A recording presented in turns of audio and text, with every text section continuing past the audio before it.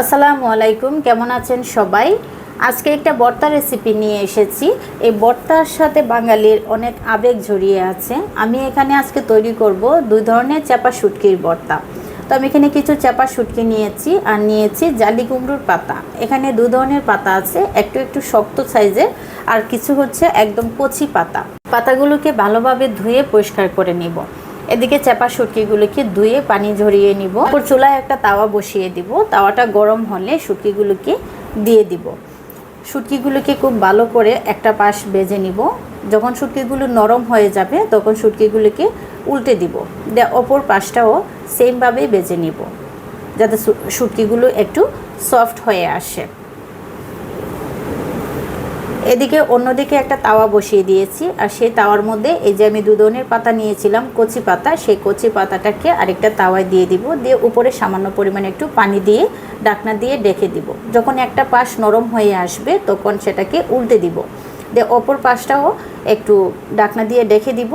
কিছুটা সময় পরে আবার উল্টে দেখব পাতাগুলি যখন একদম সফট হয়ে যাবে তখন আবারও এপাশ ওপাশ করে, মানে মোট কথা হলো পাতাটাকে একটু সিদ্ধ করে নিতে হবে। তারপর এখানে কিছু শুকনো মরিচ নিয়ে নিব। মরিচগুলোকে একটু ভিজিয়ে রাখবো, তাহলে মরিচগুলো একটু নরম হবে। এদিকে আমি কাঁচা মরিচও নিয়ে নিব। আজকে ভর্তার জন্য আমার দুই ধরনের মরিচই লাগবে। আমার পাতাটা সিদ্ধ হয়ে গিয়েছে। তো এখন আমি একটা ব্লেন্ডারের জার নিয়ে নিয়েছি। সেখানে দিয়েছি কিছু শুকনা মরিচ, দিয়েছি কিছু কাঁচা মরিচ, আর দেব হচ্ছে বেশ কিছুটা পরিমাণ রসুন।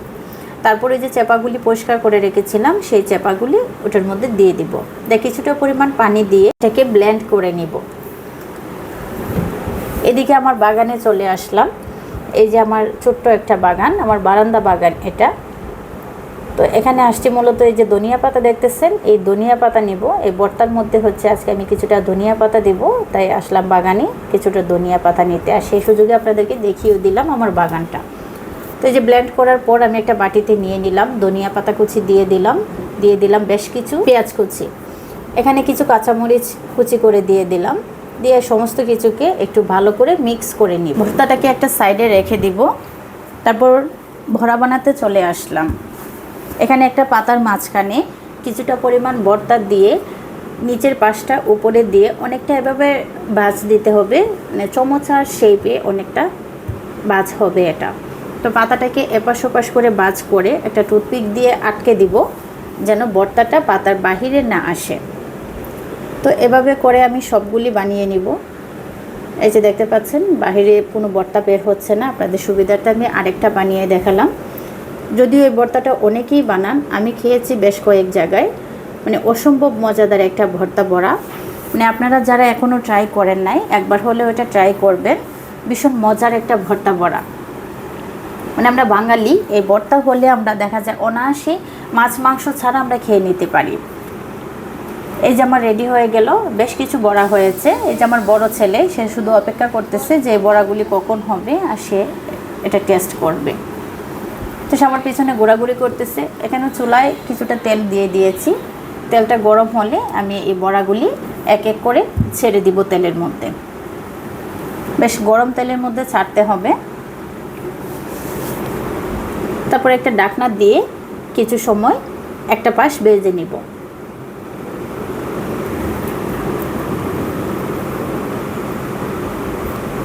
দেখেন পাতাটা অনেকটা সিদ্ধ হয়ে আসছে।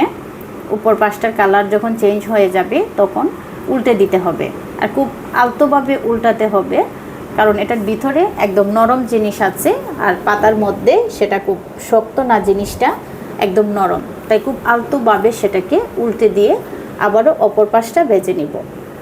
এই যে দেখতে পাচ্ছেন পুরা হয়ে গিয়েছে, মানে দুইটা পাশ হয়ে গিয়েছে। যেগুলো হয়েছে সেগুলো আমি একটু নামিয়ে নিব, আর যেগুলো একটু কাঁচা রয়েছে সেটাকে আরেকবার উল্টে ভেজে নিব। আমি যখন বড়াগুলি ভাজতেছিলাম মানে গন্ধে ঘরটা মোমো করতেছিল। তো আমার খালা বলতেছে যে আপনি কি করতেছেন আজকে, মানে ভর্তার গন্ধে তো আর টিকতে পারতেছি না। বললাম খালা একটু আপনিও থাকেন, একটু খেয়ে টেস্ট করে দেখেন কি অবস্থা। এর মধ্যে তৈরি হয়ে গেল আমার ভর্তা ভরা।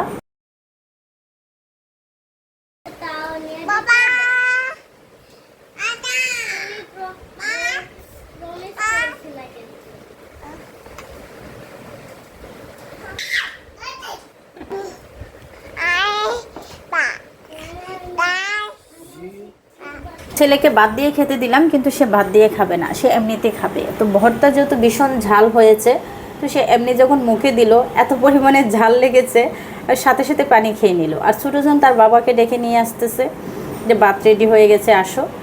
এদিকে আমি একটা প্লেটে নিয়ে নিলাম, যেহেতু আর অপেক্ষা করতে পারতেছি না।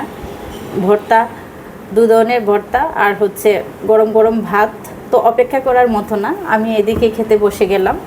বিশ্বাস করেন অনেক মজা হয়েছে, আপনারাও একবার ট্রাই করবেন এরকমভাবে।